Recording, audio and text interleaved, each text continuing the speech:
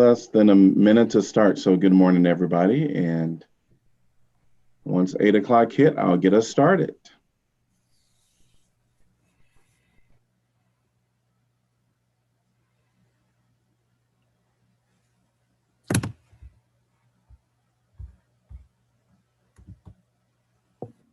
Dave, do you have the instructions and Christina for how you change from panelist to your names?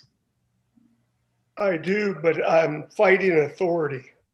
Oh, okay. Christina, do you have that? I do not. Let me. Was it in the email or is it just we're supposed to know? Just go to the scroll over the upper right hand corner of your tile and rename yourself, because you'll get the 3 little dots, and that'll allow you to, if you go into there, it'll allow you to rename yourself. Well, good morning, everybody. It is 8 a.m. on Monday morning, and very excited for this opportunity to talk to our legislative delegates. This is the City of Iowa City's special works or work session related to our 2021 legislative priorities. And we want to welcome all of our legislative delegates. And I think to get us started, because we do see a few new faces that just went through election, I think what we might do is go ahead and have all of our legislative delegates introduce themselves and tell us what they represent. And we can start with, I think we have 5 people. Is that what I see? Yes. So we'll start with Representative Masher. Morning, everybody. State Representative Mary Masher, House District 86, which is the southeast side of Iowa City. Yay, South Side, and also the Hills and University Heights communities. So good morning, everybody. Good morning. And then we have Senator Bolcom. Good morning. Thank you, Mayor. Joe Bolcom, represent basically Iowa City, University Heights, and Hills. And then I see newly elected Christina, Representative. Yes, welcome. Hi, I'm Representative-elect, not quite representative yet, but looking forward to taking office in January. And I represent the north part of Iowa City, essentially kind of from I-80 south over to where it meets up with Mary's district. Great. And then we have Representative Dave Jacoby. Thank you, Mayor and City Council. Dave Jacoby. I represent Coralville, the western part of Iowa City, and Penn Township. Looking forward to the discussion to see what we're going to need to do this session. All right. And then we have Senator Kevin Kinney. Hi, I'm Kevin Kinney. I represent Western and Southern Johnson County. I don't have any of Iowa City. I've got the close. Well, I got Lake Ridge and the fairgrounds, and so I come close. I then have Washington County and Keokuk County. Great. Welcome to all of you. Is there any delegates that I've missed? All right. And then I did want to acknowledge our lobbyist that is also on the call today. We have Jim Carney. So if you can wave your hand, Jim Carney. Great. And then our other legislative lobbyist is Doug Strike and Jenny Dorman. And I'm not sure if they're, all right, there we go. Yes, so welcome to each of you.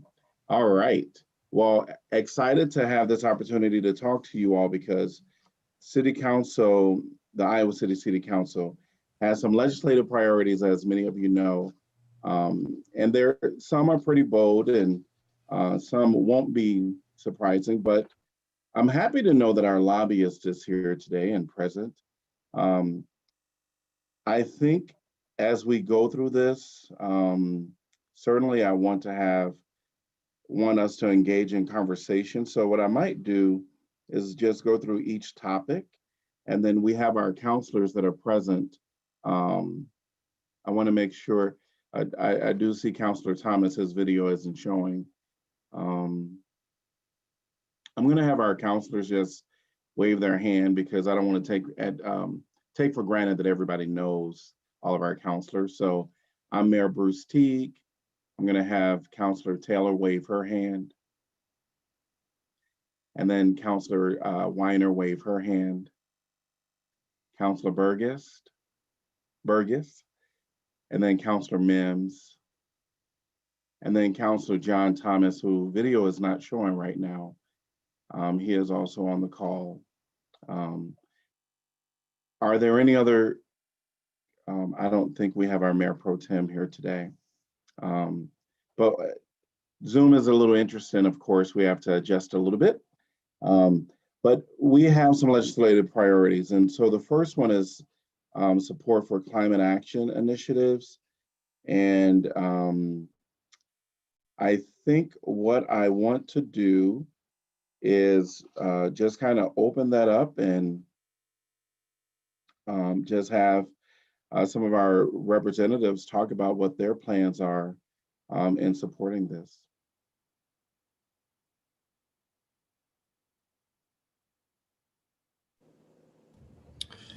Mayor, would it be helpful if I gave just a quick overview of the sections as we went through, just in case folks don't have that document in front of them and for the public that may be listening? Yes, yes. And if they didn't have the document, sorry about that. We tried to email it to everybody. That's okay. I think everybody has it in email, but they might not have it right in front of them this morning. Sure. So good morning, everybody. My name is Jeff Fruin. I'm the city manager here in Iowa City. The city council declared a climate crisis last year, and we have a climate plan that we're working diligently on here in Iowa City. We're asking for a few things for your consideration. One would be a push for the state to create its own climate action plan. We think that's imperative to get some leadership on the state level on that topic and allow various programs to filter down to cities. While this doesn't require legislative efforts, we do also encourage the state to adopt the 2021 International Energy Code, which we feel would go a long way to ensuring that our buildings are following the best practices that are out there. So any assistance that you could offer in working with the state agencies to adopt that would be fantastic. And then the last item is that unlike other building codes, currently the city does not have the ability to make local amendments to the energy code. And we would like to see that authority going forward so that if we wanted to be a little bit more aggressive in some areas with our building standards, that we would have that flexibility to do so. Again, we do have that flexibility with other building codes, but that does not exist with the energy code.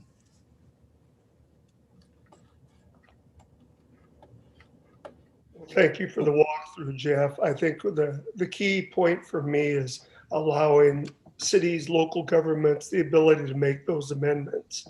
And as we know, we've had a history in the legislature of saying we support local government and then maybe not necessarily do so.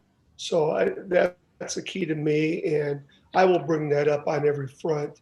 Whether the state adopts a plan or not, I think it's real important that we allow cities, counties, local entities the ability to make those amendments if it helps our community. This is Senator Bolcom. Last week we had a tour led by the Johnson County Energy District of really important projects going on in Iowa City. And one of the things we talked about was the energy code and the need for the state to update it, and also the need to give local communities more flexibility, or basically more authority to have a stronger code if they want one. And so I think we should push for that. The last time the state put together a climate plan was back in 2008 and 2009. It was a plan that recommended about 56 different action items. I think if you were to go back and look at how we've done, you could find maybe 3 or 4 of those 56 items moved forward. So we really have a lot of work to do in this area. One of the policy issues this session that's also of interest to folks is with the federal solar tax credits expiring at the end of next calendar year, the state has a small $5 million solar credit that either needs to be decoupled from the federal credit, or so that's an issue. And then there's interest to see if we can boost it. It's been phenomenally successful in putting renewable energy projects on the ground, but it's been a really important employment and economic development tool, which has actually affected all 99 counties. I think in the big picture on this, we have a Republican legislature who's shown very little interest in doing anything on this issue. The good news is that I think the Biden administration will be aggressive here. And it's my hope that whatever kind of infrastructure plan comes forward, that it's a green infrastructure plan that allows us to states and localities to improve our investments in energy efficiency and in renewables. I was just going to comment that many of us have worked on the bottle bill and expanding it for many years, and have looked at that as something that should be on the agenda and something that we should be able to get bipartisan support for. There have been a number of proposals out there, everything from increasing the bottle, the deposit, and including more varieties of cans and bottles. Obviously, there's a lot that still go into the waste stream that could be put into the bottle bill if we would take the initiative to do so. There has been some movement in terms of the drop boxes, and some of you are familiar with that and are aware that this has been done in some other states where they have locations in local areas where people can bring their bottles and cans back to, that wouldn't include the stores, that wouldn't necessarily be brought back into the actual supermarket or marketplace where you bought them. But there would be availability for getting those deposits put into the drop boxes, and then there's a variety of ways to get your dollars back from that. And I know that those initiatives have been shared with us, and we've been up to the can shed in Cedar Rapids where a lot of our cans and bottles go. But right now, only about 60% of our cans and bottles are being recycled because we have not upgraded that whole system. So to me, that is something that we need the partnership with the distributors, the grocery stores, the citizens, and just to educate people about that. I know more people are putting those cans and bottles just into their recycling bins as opposed to taking them back to the stores because, again, we haven't done what we needed to do to update that. So that's an area that a number of us have worked on and will continue to take a look at. We were getting some traction last year, and then, as you all know, everything shut down in March. And then when we came back in June, no one was willing to take it back up again. So we're hoping to work with some of the same legislators who were interested in doing that. We need the penny increased to be able to make it profitable for those who are taking those cans and bottles back. There has been some interest in moving from 5 to 10 cents in terms of the actual deposit you pay. So those are all discussions that I think will be on the table, and your help and input would be appreciated. This is Christina Bohannon. I just wanted to add a little bit. I totally agree with Joe about the solar tax credit. That's a priority for me personally, and it's something that that I want to work on. I think right now there is a huge waiting list for people who want to invest in solar energy and want to get that tax credit. It's capped right now at $5 million, as Joe said.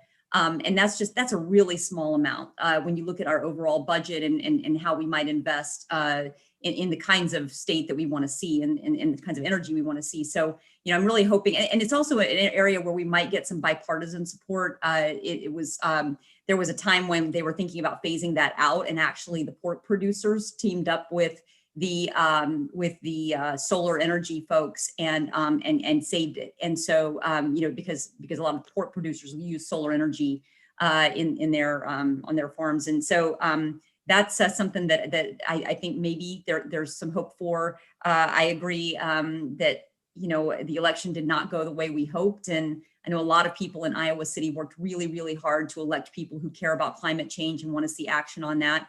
And unfortunately, that's not what happened. So we will do the best we can to get some of this stuff done. Great. Thanks. As you all know, the city of Iowa City has been on the forefront of trying to make some climate action changes. And so anything that you all can do this legislative session would be very much appreciated. Bruce, can you tell us a little bit about, I know you've been using solar on some of your newer buildings, and obviously geothermal has been a part of your construction plan for quite some time. Where are we on that, and what is being done locally? Yes, go right ahead, Jeff. Sorry, Mayor, I didn't mean to cut you off. No, go right ahead. Mary, the council created a Climate Action Commission, which is now a standing commission for the city. That group is charged with overseeing our local efforts. We have created a division of climate action within the city manager's office. So now we have dedicated staff. Currently, it's a team of 2. We're authorized to add a 3rd person as well. So we'll have folks dedicated to that effort. And really, we're looking at things all across the spectrum. We are doing what we can when we're building public facilities to make sure we're building energy efficient buildings. Our public works building, new public works building on Gilbert Street has won some energy design awards this year for leadership there. We're also trying to incentivize the best we can private development. Again, we can't manipulate the energy code to require higher levels, but we can incentivize, and we've done that on several projects. Beyond that, I'd say much of our focus has been on transportation, improving bicycling infrastructure. Council's really looking hard at our transit system right now and really trying to make investments to bolster ridership on transit. And then we've had some really good success with our waste diversion efforts, and it was encouraging to hear the conversation on the bottle bill. Our team at the landfill has been working really hard to boost our recycling programs. We now have curbside compost that has been wildly successful. We're seeing our yard waste numbers go up too, and that's just allowing us to divert from the landfill and create compost for the community. So there's probably about 30 to 40 different steps that we've taken so far, but those are some of the highlights. Before we leave this one, just a couple of comments. Really, congratulations to Iowa City and the council for their leadership in the climate area. You've been doing a fantastic job across all those areas that Jeff mentioned. I think the 2 action items I come away with on this is a bill draft on adoption of the 2021 Energy Code at the state level, and giving local governments more authority to go further on energy efficiency and energy code enforcement. Great. All right. Moving on to the next item, support for reform measures to reduce racial disparity in criminal justice systems and address systemic racism. As we know, there's an overrepresentation of people of color in the criminal justice system. Some of the things that the council would like to see is definitely a decriminalization of small amounts of marijuana. We know that the governor has a focus committee, and we do support the recommendations issued there on the criminal justice reform to promote unbiased policing, which include requiring and automating data collection on race, ethnicity from traffic, and adopting a statutory ban on disparate treatment in law enforcement activities. We also would request that the state really consider doing a community review board statewide and corresponding legislative priorities to ensure these bodies have adequate oversight powers. So those are just a few of the things. I know there are some other things that I might have, and Rachel, I know that you're here as well. She's the assistant to the city manager. So please feel free to chime in as well. Mayor, if I may just expand on one of those items really briefly, and that is the Community Police Review Board. Iowa City's had a Community Police Review Board since 1997. In recent years, University Heights has added one as well. I think the city of Coralville is just about to move in that direction, and we see Cedar Rapids and other communities across the state doing this. As we're seeing CPRBs kind of proliferate throughout the state, I think every city is going through this struggle of what are the state laws that restrict the various authorities that these boards can have. And I think it would be really helpful, perhaps as a study item for the state to do a comprehensive review of community police review boards and analyze the typical powers that they have across the country, and compare those to current laws that we have in place that may be restrictive or overly restrictive. I know for Iowa City, there's been a long conversation over a decade or more about expanding the powers, but we frankly don't have the ability to expand those powers. So we don't have specific recommendations on how to do that yet, but with so many cities going in this direction, I think it would be really prudent for the state to do a comprehensive review and hopefully from that develop some recommendations on either legislative changes that are needed or steps communities can take to create an effective CPRB. Jeff, did you have specific recommendations on what the local control issues would be and what they are seeking? Yeah, we're in the process of that now, Mary. Actually, the CPRB has been asked by the city council to kind of develop that list, and from there we're going to go through and see what's possible based on the current framework and what law changes would be needed to expand those powers. So I expect we'll probably have that list in the next 30 days, and then maybe come January, early February, we'll have a pretty good idea of what we might be looking at here. And then Jeff, are they working on that with your top 10 cities in the state, your group that meets to deal with governmental issues for all of them? It just helps if there's a unified voice on that, as opposed to, every city having their own list. And so I didn't know if that was part of the legislative agenda for those large cities or not. Yeah, it's really not this year, Mary, but several of those cities are considering a CPRB right now. So I think it's probably going to become an issue that has a little bit more focus in 2022 as cities kind of work through this process right now. I think for 2021, it's probably going to be hard to get all of the cities together on this, just because it's so new for so many cities, and the conversations are still ongoing in those communities. So that's why I was thinking some type of statewide study committee might kind of tee things up for the following legislative year in again 2022. All right. Yeah. Yeah. Is it possible to share what cities you do know are working on this too? Or is that not yet progressed far enough for other cities to get involved? Yeah, right now I just know Coralville and Cedar Rapids, and that's just because of what I've been able to pick up in the media. I'm not sure where other cities stand right now, but my guess is you're gonna start to see at least a handful of these pop up, especially as more cities do it. As you get Cedar Rapids, as Coralville, U Heights, Iowa City, cities become a little bit more comfortable taking these steps when they see other cities take them. So I think you're just going to continue to see that number go up. Jeff, I'm interested to see if Doug or Jim have had any of these types of conversations with any of the Republican leadership, because I can see this really going nowhere this year.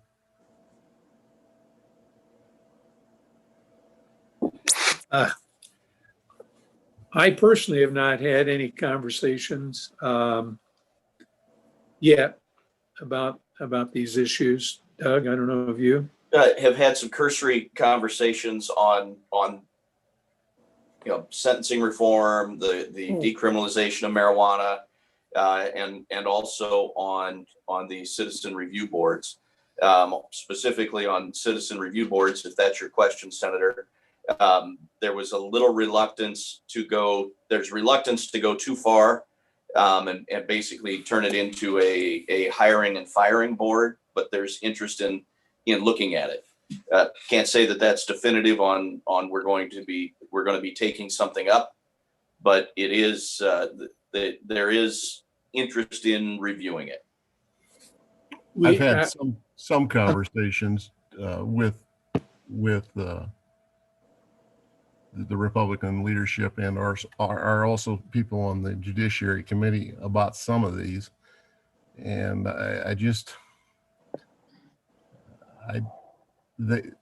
I would like to think that they would talk about them or discuss them, but I just can't see them taking any action.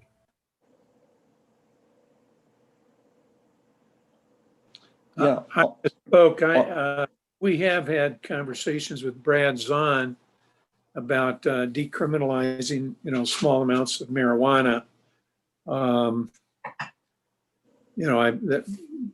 don't know if you were involved in that, Doug, or not. No, and we're meeting with him again tomorrow. But he's filed bills in the past to lower the penalty. The profiling issue is something I think that there's more interest. Right, and Jenny's speaking. She says the profiling aspect is something that there's a lot more interest in. We are meeting with Brad tomorrow, and we can certainly address these issues and bring them up again. I think it sounds like from Senator Kinney's comments, we're going to revert to basically normal behavior in the Iowa General Assembly on these issues. I mean, it took the murder of George Floyd for us to pass some very basic kind of restraints on the use of force and among police officers, the idea that we shouldn't hire bad apples that had trouble, officers that had issues in other places. So, we did that.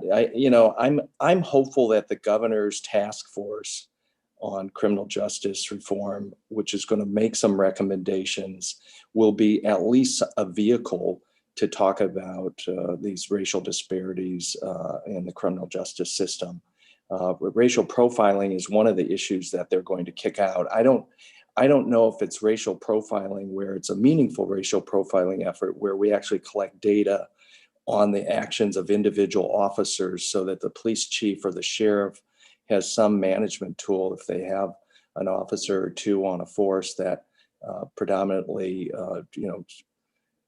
is interested in Black Iowans. All right. So I hope we can get that going. On the issue of decriminalization, in the past, I think the bill we passed was we were going to decriminalize essentially enough marijuana that you would find in a joint, right? 5 grams or so. And I think that's an important step. We have some of the most harsh marijuana penalties in the country, and they're really expensive to enforce. We had more than 5,000 marijuana possession convictions last year in Iowa, 5,000. That's an enormous waste of money. So I think there will be, whether Brad, we obviously need to get the chair people of these committees. Senator Kinney's the ranking member on Judiciary in the Senate and has done a good job pushing these issues along. But it would be great to see a decriminalization bill. There will be a bill to end marijuana prohibition put forward in the creation of social equity investments in disenfranchised communities regarding the enforcement of these marijuana laws. And we'd be happy to have any language on police citizen review in terms of trying to use the governor's energy around this. If there is a bill, I assume there's going to be something that we could try and see if there's a way to hook some of these other ideas into it. We also want the legislators to be aware of disparities when it comes down to mental health care. When we're talking about interactions with law enforcement. And so we would like for the state to really consider looking at mental health and intervention programs that will help decrease hospitalization or jailing as well. So that's also a priority that we want considered as well. I'm going to go to the next item, which is to ensure Bruce, before we leave that, you might want to mention our new access center and what that's going to contribute to, because that's been a lot of work at the local level, both with our city council and our county supervisors and all of those law enforcement entities who have worked on that for the last, boy, do I want to say at least 5 years, I know, if maybe not longer, but that's an effort. And I think right now there's no state funding that goes to those entities, and that's something that we should also be looking at, because those kinds of jail diversion programs are going to make a big difference in terms of who actually goes into the prison system and what we can do to keep people out of that. So you might want to mention that. Yeah. Yeah, thanks for mentioning that. And I know that Councilor Mims has been the city council representative with the Access Center. So I might just offer opportunity for Councilor Mims. Thanks. Yeah, and I certainly haven't been involved in it from the very beginning. It started out with a lot of our providers of services and people from the county, I think, that really got things started. When Jessica Peckover was with the county, she was in the jail diversion program, and that really kind of kicked things off with a visit to San Antonio and what they were doing down there, and it's kind of, you know, gone from there. But in a nutshell, what it will be is it'll be for services for adults only, not children, so 18 or over, and either the police can drop people off, a person can walk in themselves, a family member can bring somebody in, and it's for somebody who is not in need of emergency medical care so much as like major physical injuries, and who is not needing to go to jail. In other words, they are compliant, are not seen to be of danger to other people, but having kind of an immediate mental health crisis. So they have observation, they have, and I don't remember all the terms, I'm not in the medical profession. So anything from sobering to less than 24-hour stay to up to, I think it's 72-hour, maybe it's 5 days. And so we've got Abbey Mental Health is involved. We have a lot of the local providers. And Mecca comes to mind, and they changed their name years ago. So we've got a lot of local providers. And the goal here is to keep so many of these people that are ending up in the emergency room or in the jail out of there and getting them the immediate help they need for that mental health crisis. But then a key part of that is what the providers call a warm handoff, making sure that we do everything we can to get them connected to the services in the community for ongoing help and assistance. So really excited to get that opened up in January. Iowa City and the county and the other municipalities have chipped in for the capital costs, but the real concern is the ongoing funding. So as you mentioned, Mary, getting some additional funding from the state or from the various regions that provide that sort of funding is going to be really important. We just don't know yet how much reimbursement there's going to be from the various insurance companies or from Medicaid. So that is a definite concern. The one other piece that I would add is that the facility was built large enough that our low barrier winter shelter will have space in there as well. So really excited to see that get going. If you're down on the south side, it's on Southgate Avenue. On the north side of Southgate Avenue, you can't miss it. Big, long building, and they're getting things wrapped up, ready to open hopefully in January. Great. If I could, I just wanted to add a couple things on. That's great, Susan. I've been hearing a little bit about that, but I hadn't heard the full thing. So that's wonderful to hear. So just a couple things on racial criminal justice that I have been working on. I have to think about whether, any of these make sense now with, that we're not going to be in the majority, but just a couple things. One is reducing or eliminating mandatory minimum sentences for some offenses. That's really a problem for a lot of people. We end up with a lot of people in jail who really don't need to be in jail or for longer than they need to be. And again, with those racial disparities, that's a huge issue. Other thing is a compassionate release statute for people to get out of prison when they're essentially terminally ill.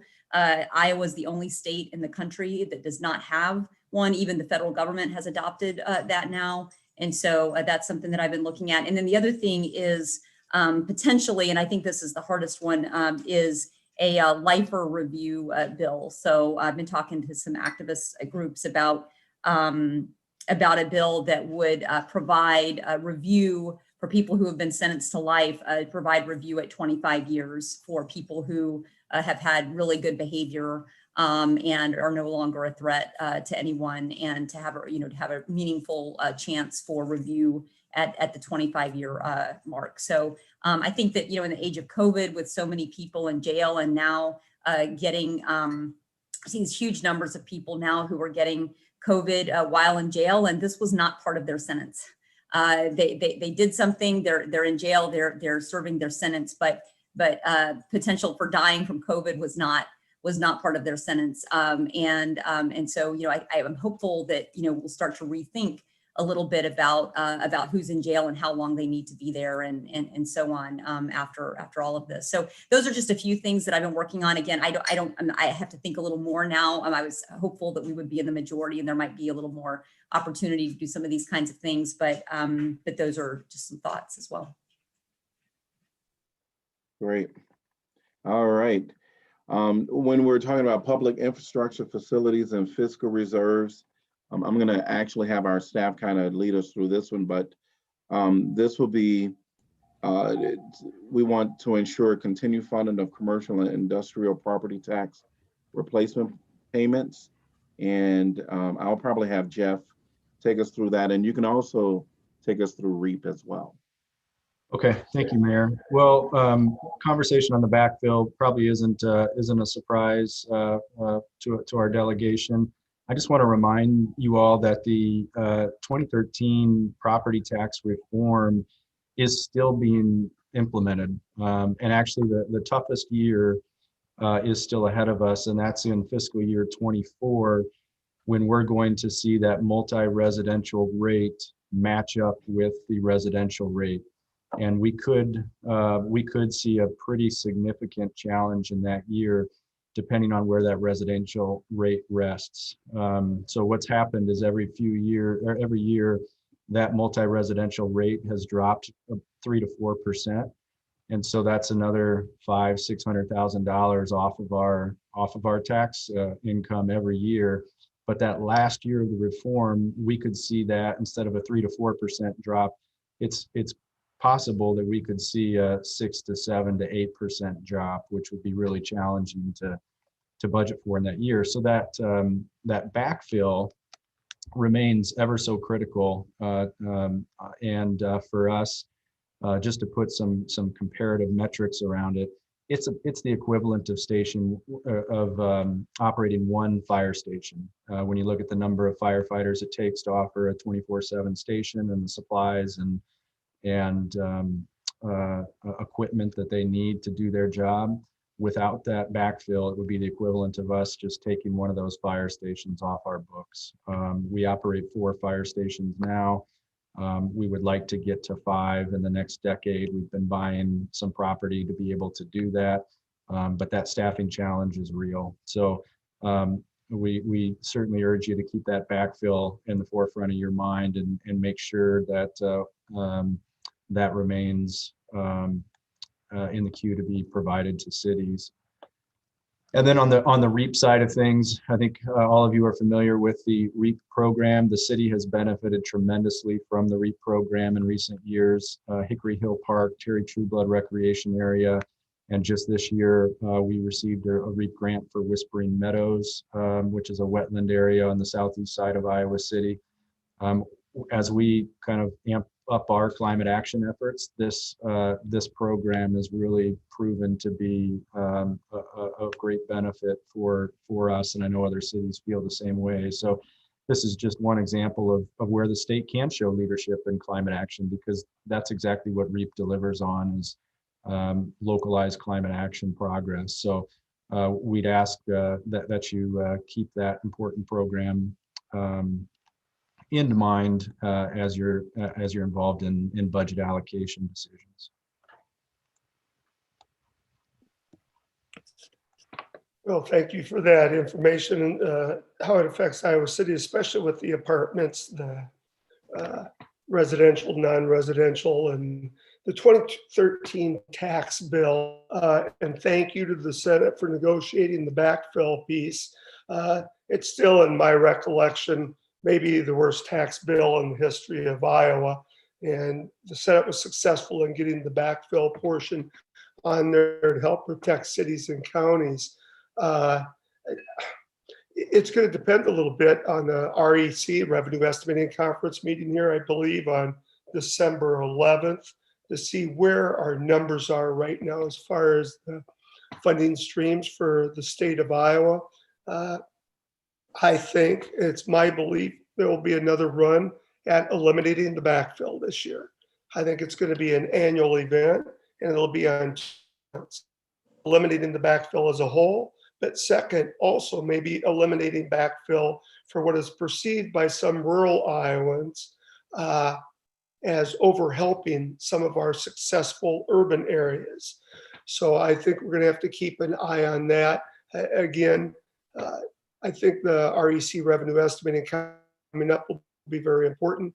It's been painted as a rosy picture with our budget so far.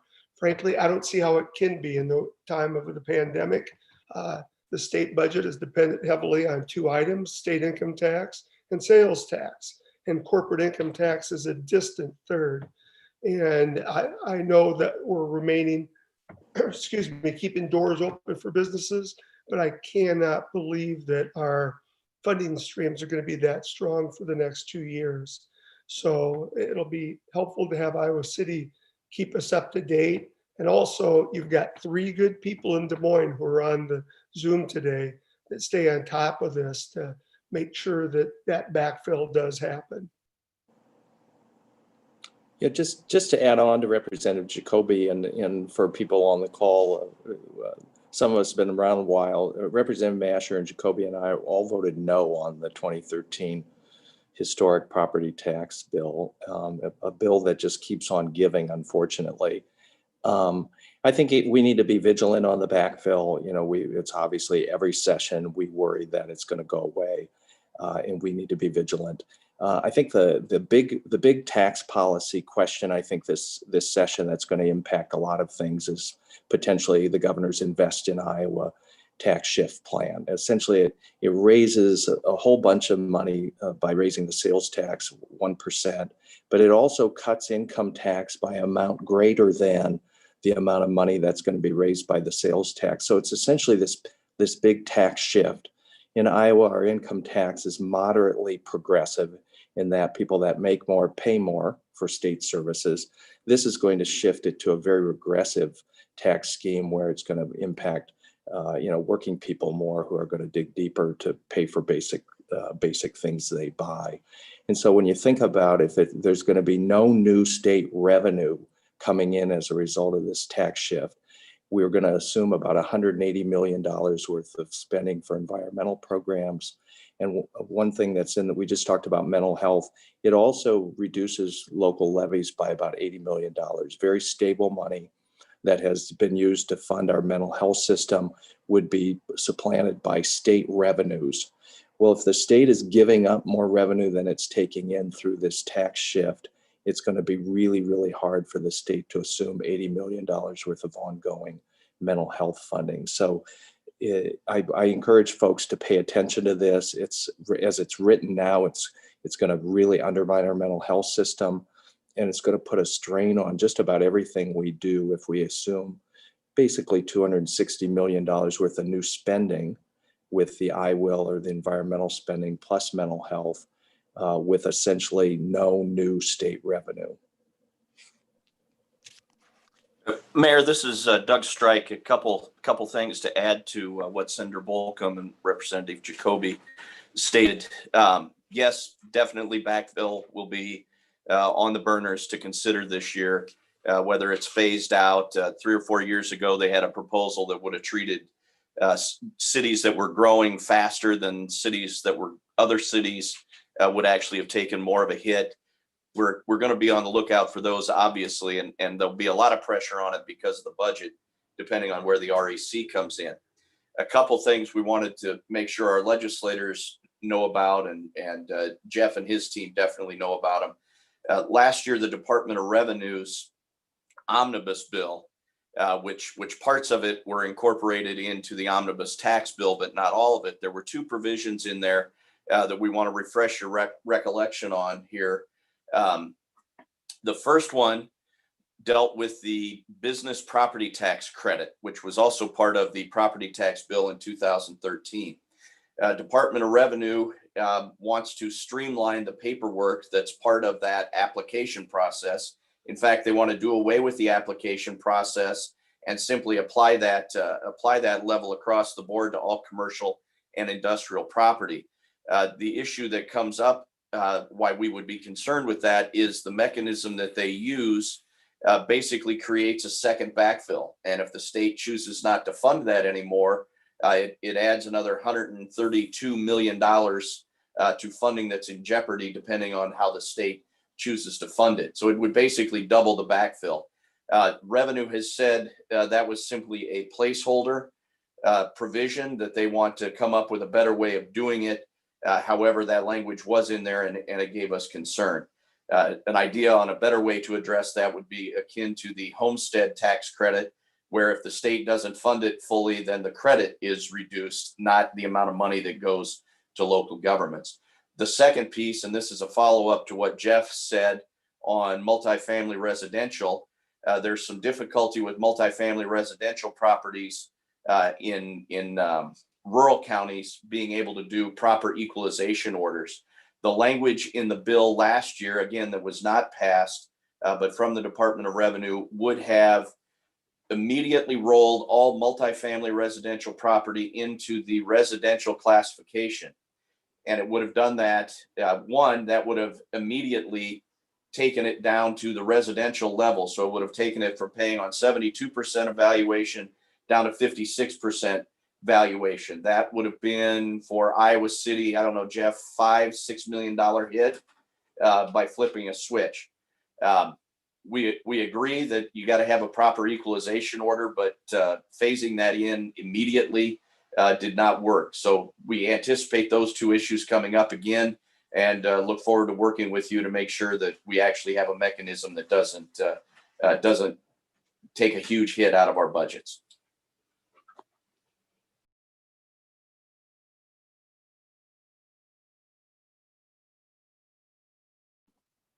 Thank you. So the next one that we're a part of our legislative priorities is protecting homeroom authority for local governments.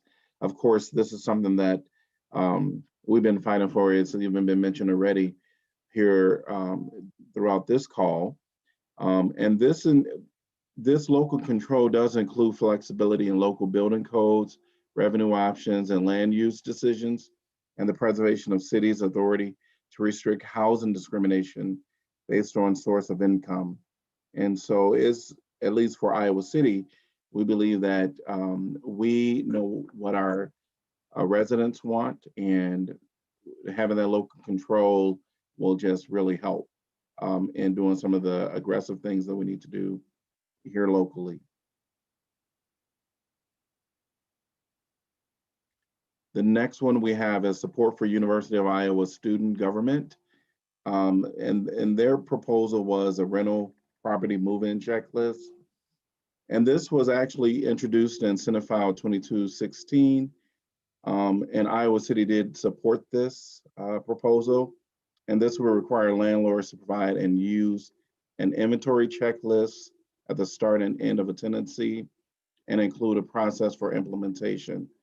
So one of the concerns with some of the tenants is there's unfair withholding of their rental deposits. And so this is something that we are promoting as well.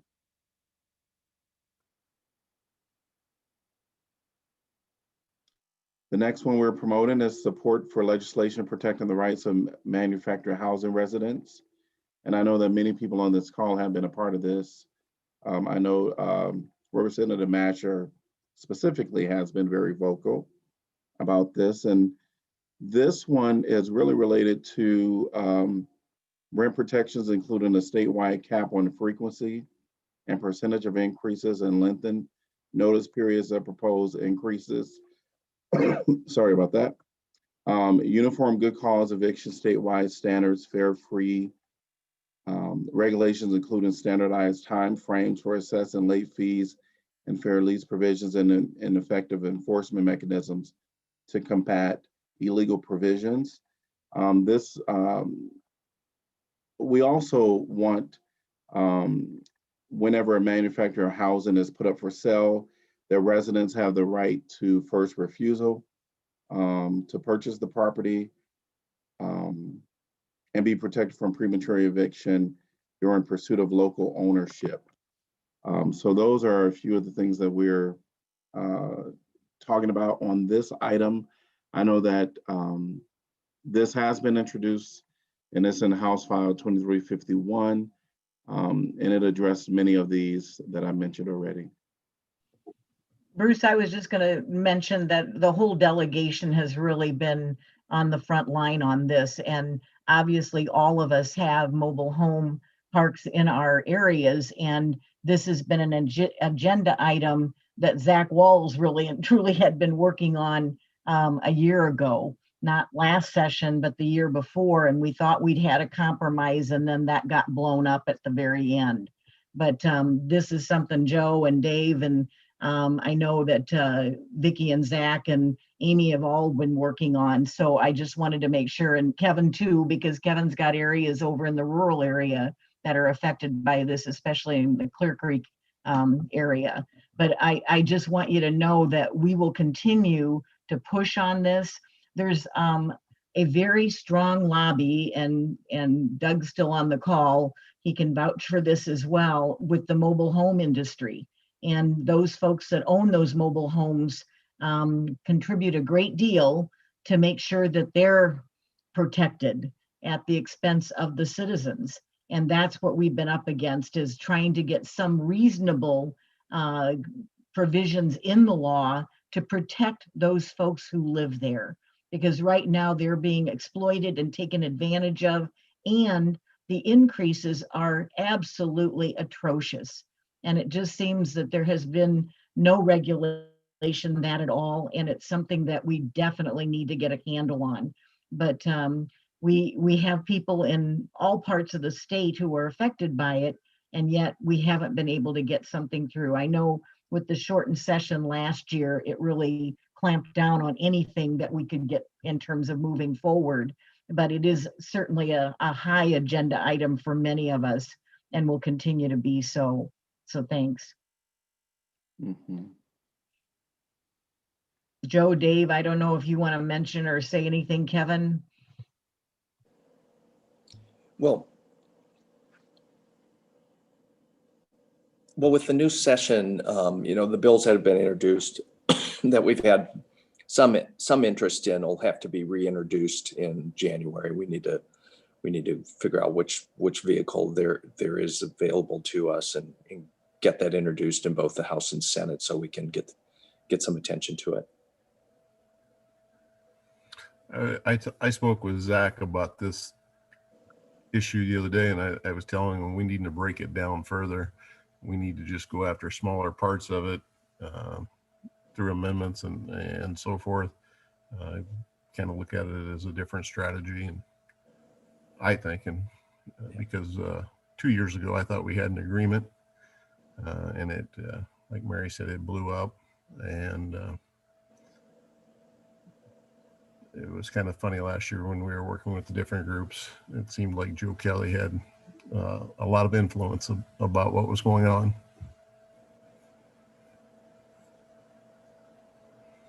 Well, we'll appreciate any type. Oh, go right ahead.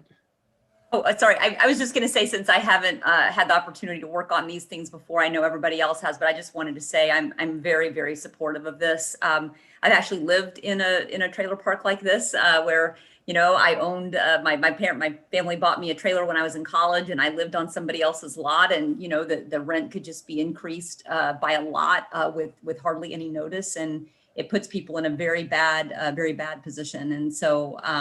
So I'm fully supportive of this, and I really hope that we can bring it up. You know, it's Kevin, his suggestion about breaking it up, I think is intriguing. I think maybe we could see if we could make some progress that way. But yeah, I'd love to work on this.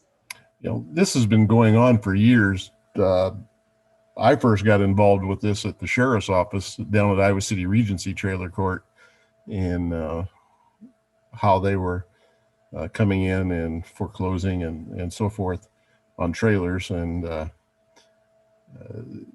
we're dealing with some of the same issues we were from 8-9 years ago when we were having problems at Regency, and there again, it's an out-of-state company from Colorado that owns that, and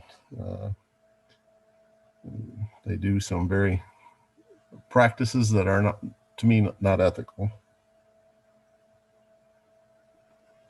Well, I know that the residents and definitely this council appreciates any work that you do on this. It has definitely become a challenge within our community, and we need some help from our legislators to make some changes here.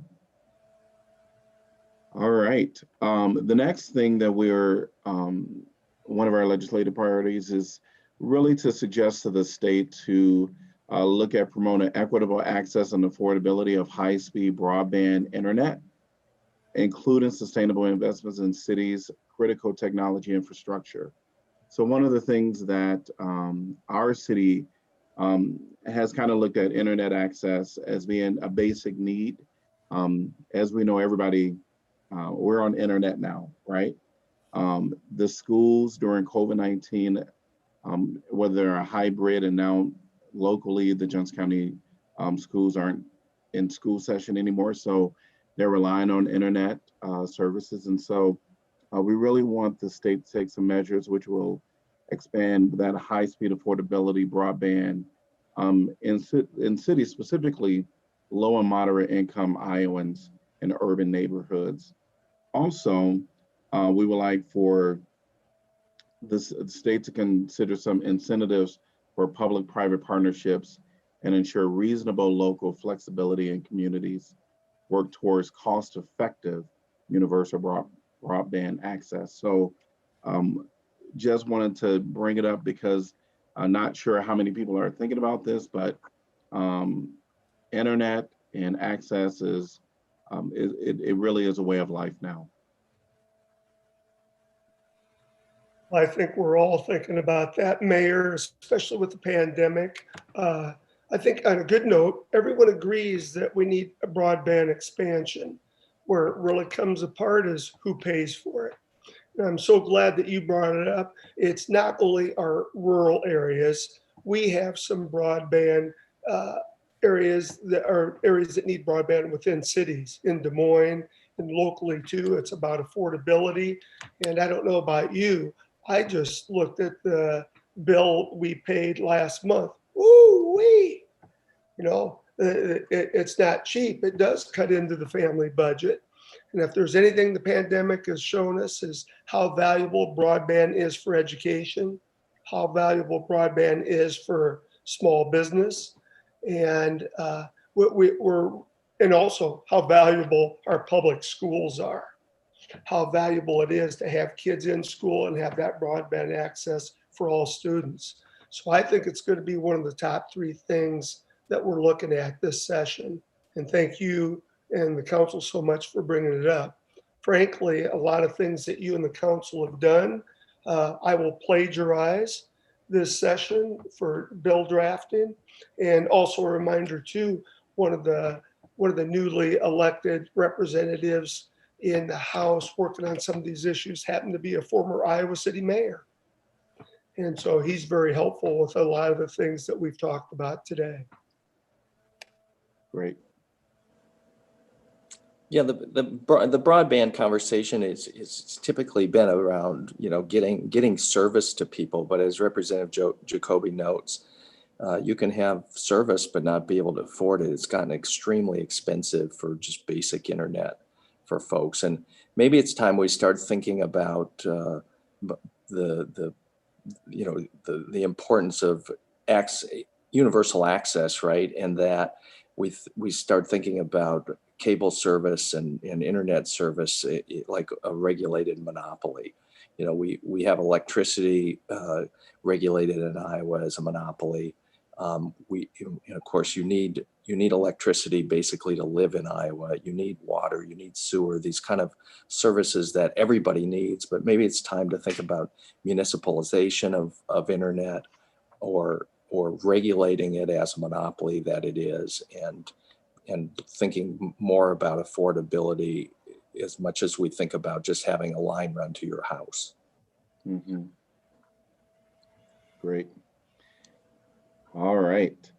The next item that we have for our priorities is the support for the continued excellence of the state's primary, secondary, and higher education institutions, and advocate for additional educational funding. So Iowa City does encourage the state to expand access, affordability, and quality of early childhood education and care. Specifically, the city supports increased reimbursement rates for child care assistance providers to ensure families with parents who wish to enter the workforce can find and afford quality child care. And the other thing that the city encourages the state to do in relationship to higher education is to carefully consider and support the legislative and financial priorities of the University of Iowa and Kirkwood Community College. Bruce, I can start with just saying that obviously early childhood has been a passion of mine for a long time. And it's something that I feel we have been really negligent on as a state in addressing some of the critical needs there. We have had proposals to deal with the cliff effect, which has affected a lot of our low-income families whose parents actually turn down raises or don't take promotions because they'll lose their childcare. And again, we know that that is just wrong. We have had legislation and proposals for a number of years to address that. Last year, it was in the pipeline. We had passed legislation in the House. Because of the shortened session, it got shut down and we didn't take it up in the Senate, and they didn't have the opportunity to vote on that. But there were many proposals in terms of working with businesses to be able to support those who would have childcare facilities within their businesses, and how to, again, make sure that we allow that workforce to exist. Obviously, if we keep women out of the workforce because of childcare, that creates a problem in terms of who's available to work. And we know there's a worker shortage in Iowa in so many areas.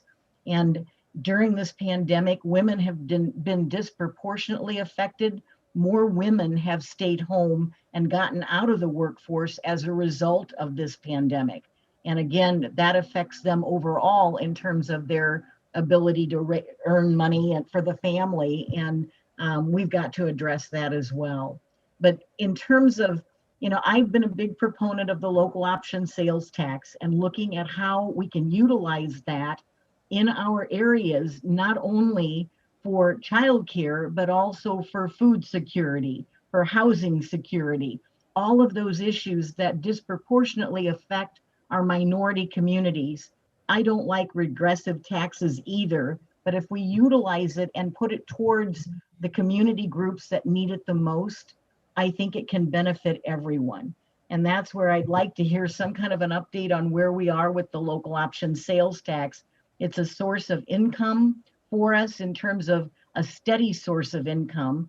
I know there are lots of needs out there and we need to discuss those. Obviously, we need the support of the supervisors and our city councils in getting that on. And I know you've had that on your work sessions as a priority item for some time. But I'm just curious if you can update us on where we are with that. And then I just wanted to comment about community colleges. K-12 funding, universities, all of that has been a priority for our legislative delegation. And we have gone to the wall to try to make sure that we get the best funding possible. That has not always happened, and we have taken hits, especially for higher ed, for quite some time. And those are the kind of things that are on our agenda, and I just wanted you to know that we won't stop. That's too important, and we know what a priority it is for our community. I wonder if Jeff or Councilor Mims can kind of talk about what Representative Masher just mentioned about just getting an update Sure. on laws. Yeah, local option sales tax is on the council's pending work session topic list. It was something identified in the city council strategic plan as a needed point of conversation. Certainly no decisions have been made, and my guess in terms of time frame would be that as we get into our budget deliberations in January and February, and we look at all the needs and the resources, that the council will hone in on that conversation. Locally, outside of the city council, there's growing conversations within the nonprofit world and within the kind of the economic development world, and we're seeing those two groups kind of come together at the same table to talk about how best to utilize local option sales tax, because those initiatives are blurring. What is good for social service now is really good for economic development. That hasn't always been a realization, but childcare is economic development, and food security is economic development. And so we're seeing kind of a coalescing there. And in my view, that's a real positive thing that can kind of make policy decisions easier at the city council level. So Mary, crystal ball would be, some real discussions in the late winter, early spring about lost. And if there's a decision to move forward, it would be fall at the earliest before something could be put before the voters. Just a reminder for everybody that a couple years ago, the state code covering local option sales tax was amended, and now 50% of the proceeds need to be dedicated to property tax relief. That was something done when there were some changes made for the Des Moines metro area, that those same changes would apply to us. So, depending on what other communities around us adopt, we could be looking at a local option sales tax revenue stream of anywhere from probably 5 to 10 million. It really can fluctuate that much depending on who's in and who's out. And then you got to take half of that essentially off the board for property tax relief. So that gives you an idea of the type of revenue stream we're looking at.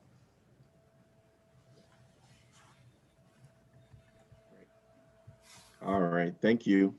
One of the things that Mary was talking about, even outside of Iowa City, because I had rural town hall meetings, and kind of the theme of that I had gotten out of that from Sigourney or Washington County was the economy, and there's not enough early childhood daycares. There's not enough housing.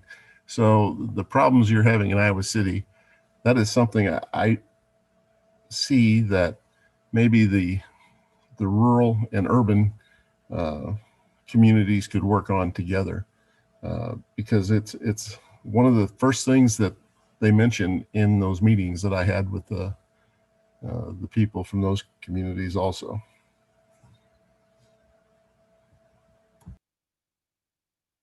Okay. All right. The next thing that we want to bring before you all is this is really related to COVID-19, the pandemic. And we really do encourage the state to continue investing in Available CARES Act dollars and other federal funding into local municipalities to support Iowa residents and businesses during this recovery period of COVID-19 pandemic.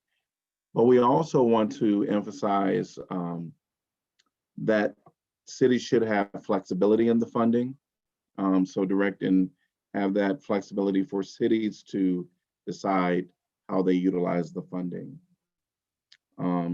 Because we could address some of those inequitables that happen locally here where we see the needs. And so that is something that we're also asking for our delegates to be supportive of.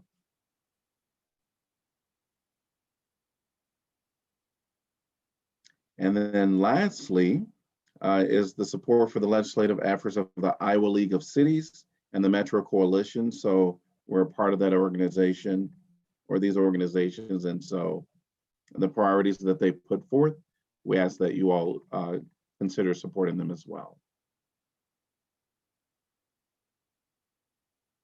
Other than that, that is all of our priorities that we wanted to bring before you today. And if there's any further thoughts or topics, please feel free. I just wanted to give a shout out. Jeff knows I've bugged him for I don't know how many years about McCullister opening up, and it's open now. And I can't tell you how excited. Laura's smiling. I see her over. It's been long awaited, and it is really and truly a well-designed road. And if you haven't been on it yet, it's worth your trip to even just go and check it out. I've got twin grandsons who are now driving with permits, and they absolutely love it. They said, "Grandma, this is the best road in Iowa City." And I said, "I'll make sure and pass it on to the council and our city because they'll appreciate hearing that." And it's just so nice, Jeff, that you'll finally be getting Christmas cards from Langenberg Avenue. They've been taking it out on Jeff for the last, I don't know how many years, Jeff, ever since they opened up Langenberg, but it's good to have it done. And I just wanted to thank everybody. We're so proud of what you have done locally with the Black Lives Matter movement, with all of our environmental issues. You have been leaders, and I just want to make sure everybody on this call knows that we appreciate that.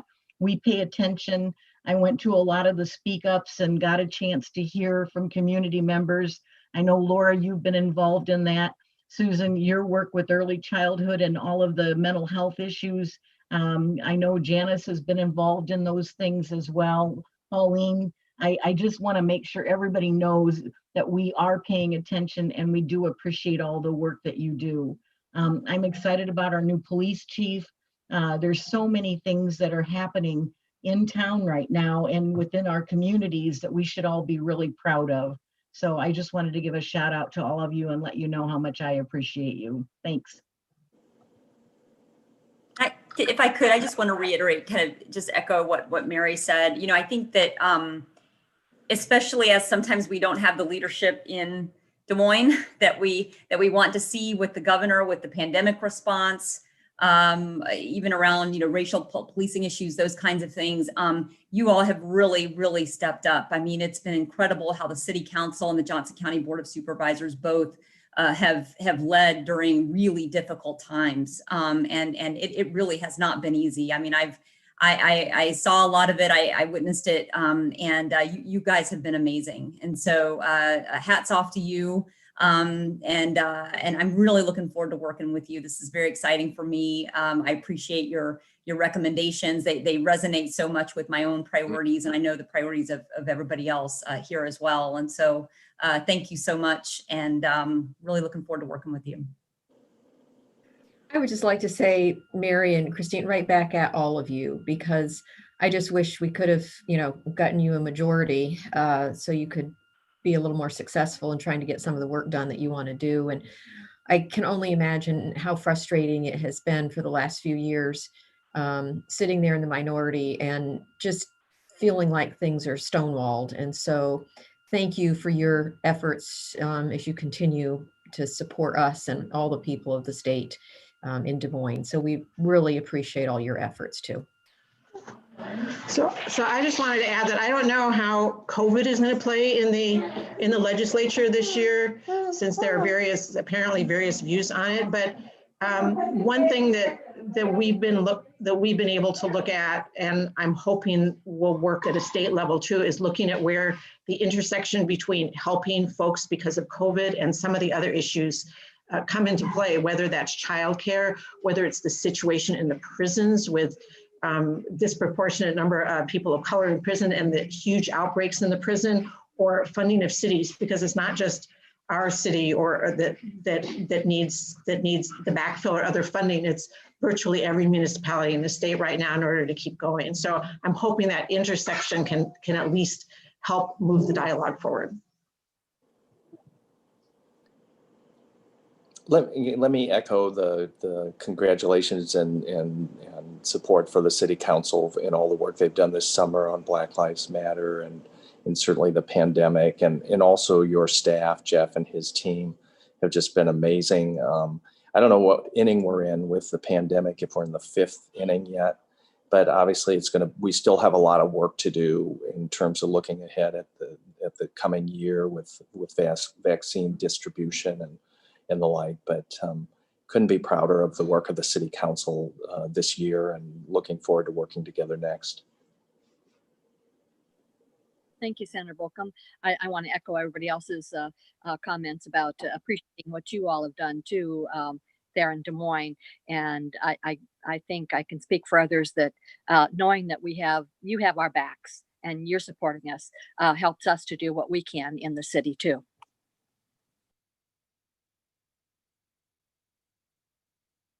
Well, thanks to everybody for being a part today, and to our legislative delegates, we really appreciate you being here. We know that January 11th will be here before we know it, and so we really do wish you all of the energy to work together, not only within our across the aisle, and to really figure out how to make everything work for Iowans. And so thanks to you, and thanks to our lobbyists that have joined us today. We really appreciate the opportunity to engage with you all as well.